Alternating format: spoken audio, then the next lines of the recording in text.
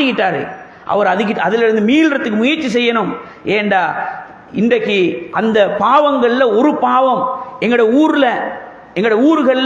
ஊர்களில் இளைஞர்களை ஆட்டி படைச்சு கொண்டு இருக்கக்கூடிய ஃபித்னா தான் இந்த போதையினால் அடிமைப்பட்டு என்னது சிகரெட், பீடி, பாம்பரா கண்டெல்லாம் தாண்டி, சாராயம் இதெல்லாம் தாண்டி பின்னைக்கு வேறு வேறு பேர்களில் என்னது டெப்லெட்டுகளும் ஐஸ்ண்டும் கஞ்சாண்டும் அப்படி என்னென்னமோ பேரில் போகுது.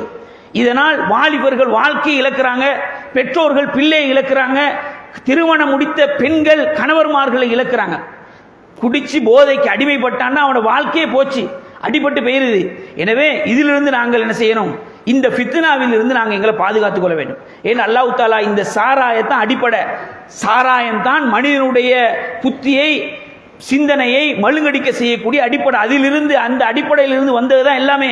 அல்லாஹ் தஆலா சொல்றான், யா அய்யுஹல்லதீன ஆமனூ இன்னமல் ஹம்ரு வல் மைசிரு வல் அன்சாபு வல் அஸ்லாம் ரிஜ்சும் மின் அமலி ஷைத்தான். இந்த மது, சூது, இந்த சிலை வணக்கம் இவைகள் அனைத்துமே ஷைத்தானுடைய கெட்ட அமல்கள். ஃபஜ்தனிபூஹு லஅல்லக்கும் துஃப்லிஹூன், அதை நீங்கள் தவிர்த்து கொள்ளுங்கள், நீங்கள் வெற்றி பெறுவீர்கள்.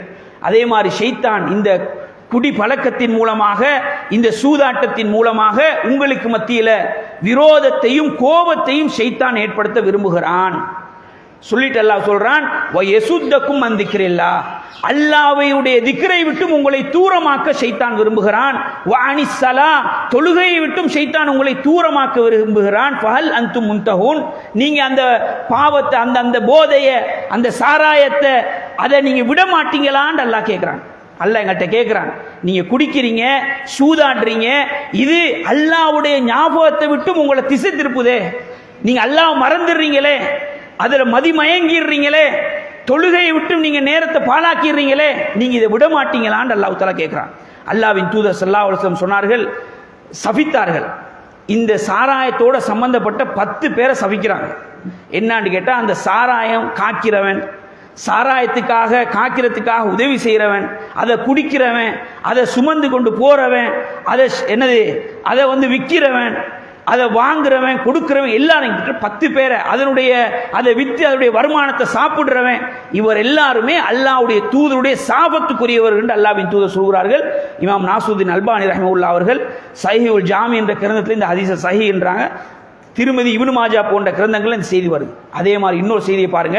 அல்லாஹ்வின் தூதர் ஸல்லல்லாஹு அலைஹி வஸல்லம் சொன்னார்கள், மிக கவனமாக இருக்கணும். இந்த பாவம் பெரிய ஒரு பயங்கரமானது. லா யஸ்னி ஜானி ஹீன யஸ்னி வஹு முஃமின், ஒருத்தன் ஜினா செஞ்சு கொண்டிருக்கிறான், விபச்சாரம் செஞ்சு கொண்டிருக்கிற நிலையில அவன் மூமினாக இருக்க மாட்டான். அப்படின்னா விபச்சாரம் செய்யப்போல அந்த ஈமானா இறைவன் கலட்டிடுவான். விபச்சாரம் செய்யற நிலையிலே ஒருத்தன் மரணிச்சிட்டான்டா அவன் ஈமான்ல கேள்விக்குறி. அதே மாதிரி வலா யஸ்ரிகு சாரிகு ஹீன யஸ்ரிகு வஹு முஃமின், ஒருத்தன் களவெடுக்கிறான், களவெடுக்கிற நேரம் அவன் மூமினாக இருக்க மாட்டான். அவன் மூமினாக இருக்க மாட்டான்டா யாரு? அவன் அல்லாஹ்வை நம்பலன்ற அர்த்தம். அவன் ஈமான் கலட்டப்பட்டு தான் இருக்கும். அதே நிலையில மரணித்தாண்டா அவனோட நிலைமை என்ன?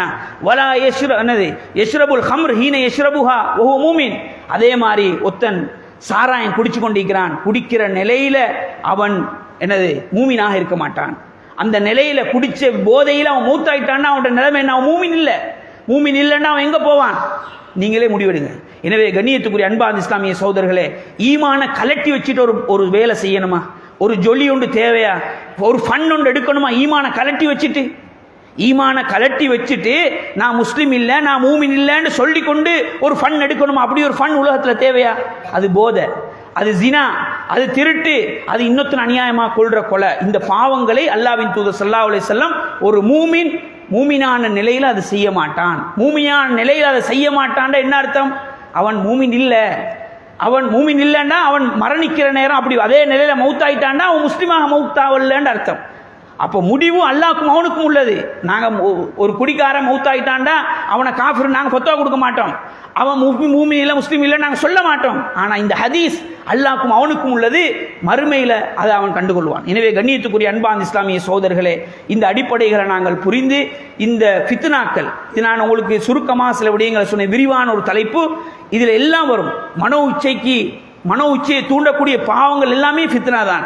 அதே மாதிரி மார்க்கத்தின் பெயரால் ஏற்படக்கூடிய சந்தேகங்கள், வழிகேடுகள், ஷிர்க்கு, பித்அத், நிஃபாக், இவைகள் அனைத்துமே சுபுஹாத்துகள், சந்தேகங்கள், அது ஒரு ஃபித்னா தான். எனவே இந்த 2 கோணங்களிலும் உள்ள ஃபித்னாக்கள் இருந்து அல்லாஹ் தஆலா அனைவரையும் பாதுகாத்து அருள் புரிவானாக.